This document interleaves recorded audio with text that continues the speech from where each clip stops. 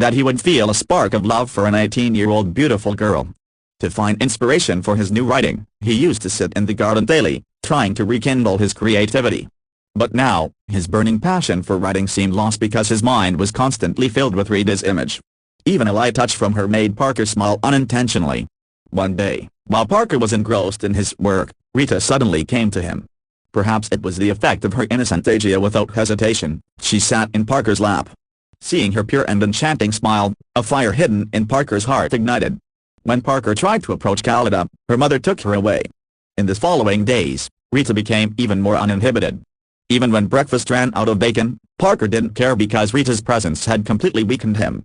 Rita's mother was also drawn toward Parker, but her love had no effect on him.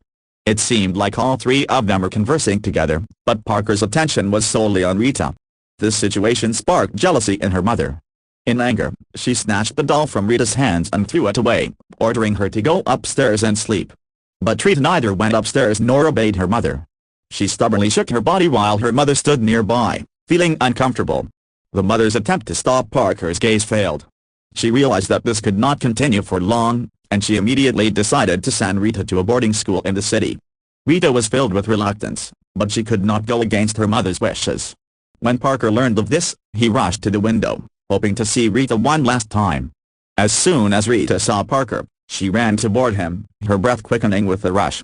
The moment she reached his arms, she collapsed into them. A sudden wave of emotions overwhelmed them. Enraged, Parker stormed into Rita's closet. After Tom left, her mother finally found an opportunity to express her love for Parker.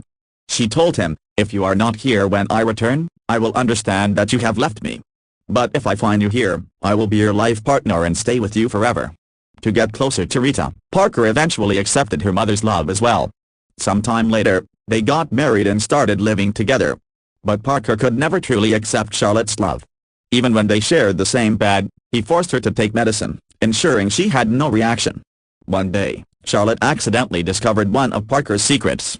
"Stay away from me, or I will scream," she shouted, pointing towards the window. "Let me go. I'm leaving this house tonight. I don't care about this place anymore." In Parker's diary, there were words filled with disdain for Charlotte but love and longing for Rita. Reading this, Charlotte decided to take Rita with her.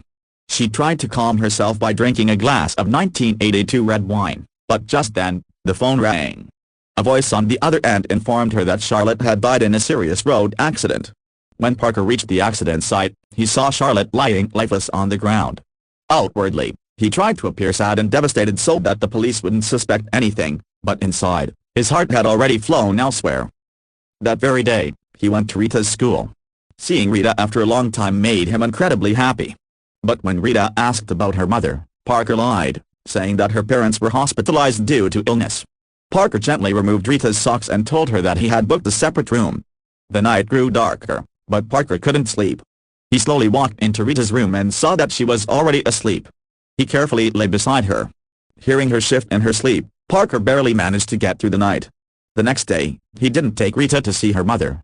Slowly, Rita began to suspect that something serious had happened to her. Eventually, the truth couldn't remain hidden, and Parker confessed that her mother had passed away. After grieving for a long time, Rita finally went to Parker's room. Like a guilty child, she lay in his lap. At that moment, Parker was the only person who could bring a little warmth to her lonely world.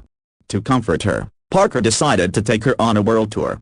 During this joyful journey, Rita almost forgot the pain of losing her mother. She often played and laughed with Parker, and he never got angry with her. He treated her with the affection of a father. Thus, they traveled from one city to another, sharing moments of laughter and happiness. But over time, Rita began to feel exhausted and indifferent. She grew tired of being constantly tied to Parker, like a bird trapped in a cage with no freedom. Sensing her sorrow, Parker decided to find a school for her. However, he didn't realize that once a caged bird finds freedom, it never returns. When Rita learned that she could go to school, she was thrilled. At school, she met a charming senior from the drama club. As her feelings grew complicated, Parker's control over her tightened. He met with the school principal and insisted on withdrawing Rita from school. When Rita found out, they had a heated argument. "Kill me first. Just like you killed my mother," she screamed, shaking with anger. One day, Parker saw Rita happily talking to a stranger on the phone. When he questioned her, Rita casually explained that it was just a school friend. Parker didn't think much of it, but he didn't realize that once distance is created, it is nearly impossible to bridge it again. To keep Rita close, Parker planned another long trip. But on the way, he noticed a white car following them. After losing the car on a winding road, they stopped to refuel. At that moment, Parker saw Rita talking to a stranger again. When he approached, the man disappeared. Suspicious and filled with jealousy, Parker slapped Rita again. With time, Parker's love became increasingly twisted. He stopped Rita from going outside and began locking her in a room. One day, when Parker returned home after buying fruit, he witnessed an unbelievable scene. Rita was sitting there, her clothes in disarray. This sight shook Parker to his core. He questioned Rita about who the man was, but she said nothing.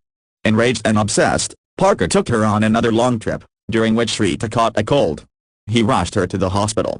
The next day, when Parker went to visit her, the hospital staff told him that her uncle had taken her away. But Parker knew very well that Rita had no uncle. Furious, he started arguing with the doctor.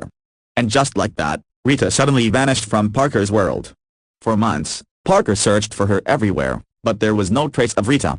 Time passed, and 3 years went by. But Parker was still drowning in the pain of losing her. Then one day, he received a letter from Rita. In it, she wrote that she was now married, but her life was filled with hardship. She asked Parker for some money. 3 years later, when Parker saw Rita again, she no longer looked the same. The glow on her face had faded, replaced by clear signs of struggle and hardship. When Parker asked why she had left him, she explained that she had been too young at the time. She had thought she had found the right partner, but in the end, she realized the man was a monster who played with girls. She had run away from him and married someone else. Heartbroken, Parker begged her to return to him. Rita asked, "If I don't come back, does that mean you won't send me money?" Without hesitation, Parker handed over all his savings. But he now understood that he could never hold on to someone who lived in a world of her own. Rita, always trying to escape situations, wanted to leave quickly.